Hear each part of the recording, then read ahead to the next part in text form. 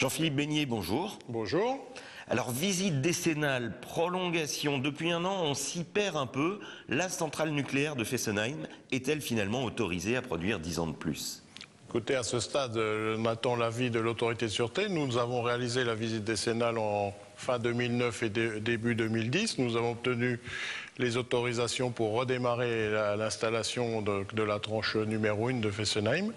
Et puis, à travers le processus que prévoit la loi relative à la sécurité nucléaire, on a transmis nos dossiers il y a quelques semaines à l'autorité de sûreté qui a maintenant 6 mois pour les étudier. On attend un avis définitif de l'autorité de sûreté vers les ministres au printemps 2011. Alors, il y a eu un arrêt automatique il y a 9 jours. Est-ce que ce genre d'incident peut remettre en cause la décision? Non, pas du tout. L'arrêt automatique, ça fait partie des protections qui existent dans la conception des installations. On a eu un événement qui est survenu au niveau de l'alternateur de l'unité numéro 2. Et donc cet alternateur on a dû se découpler du réseau, et lorsqu'on a ce type de scénario, ça génère également de façon automatique un arrêt du réacteur. Donc c'est un transitoire tout à fait normal dans l'exploitation des tranches, en tout cas normal au sens où il est prévu.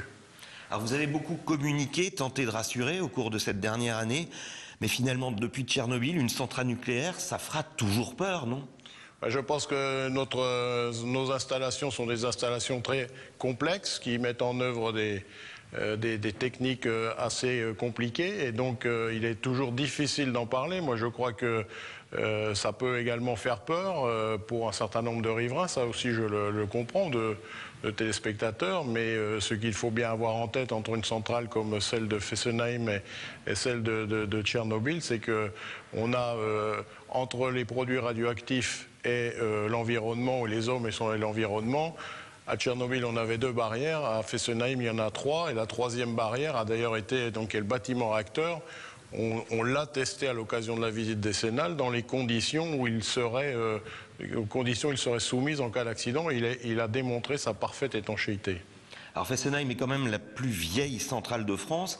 Finalement, qu'elle s'arrête maintenant ou dans 10 ans, qu'est-ce qu'elle va devenir après ?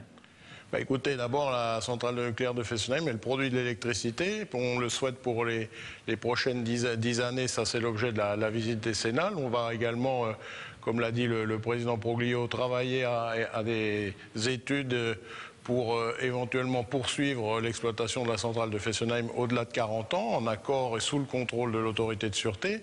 Et puis, au moment où les décisions seront prises de l'arrêter définitivement, il y aura des opérations assez longues de démantèlement de l'installation, comme on le fait aujourd'hui, comme EDF le fait sur des centrales classiques qu'elle a arrêtées ces dernières années, des centrales à charbon par exemple, ou la centrale de Strasbourg qui est en cours de fin de démantèlement, qui a été arrêtée il y a déjà plus de 10 ans. Donc on démantèle les installations à l'issue de leur arrêt définitif.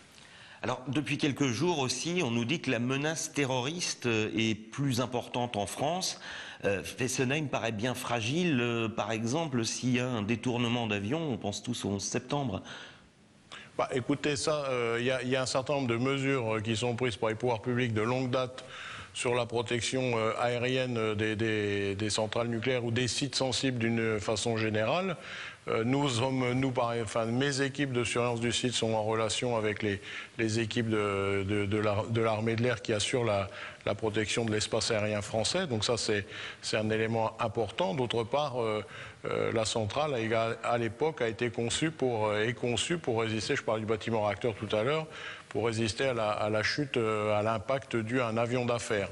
Après, pour des avions de plus grosse taille, il faut aussi voir que la taille de la centrale est extrêmement petite, et que d'un point de vue pilotage, ça paraît très difficile d'envisager ce type de scénario. Mais il y a des mesures qui sont prises par les pouvoirs publics de protection de l'espace aérien, en particulier autour des centrales nucléaires.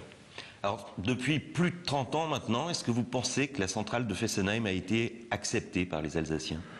Écoutez, je pense que les contacts que j'ai, moi, régulièrement avec les riverains, c'est-à-dire ceux qui finalement vivent au quotidien à côté de la centrale, montre qu'il y a une forme d'acceptation de cette centrale. En même temps, il est du devoir de l'exploitant que je suis et que nous sommes à la centrale d'être extrêmement vigilant et transparent vis-à-vis de ces populations pour les informer, les renseigner, répondre à leurs questions, leur permettre de voir l'installation. Et il y a également un rôle très important qui est dévolu à la commission locale d'information et de surveillance du site qui est présidée par Michel Habig, vice-président du Conseil général, qui est un élément, une structure qui permet de faire circuler une information régulière vers les populations. Je pense que c'est la qualité de l'information qui est un gage de l'acceptation de la centrale.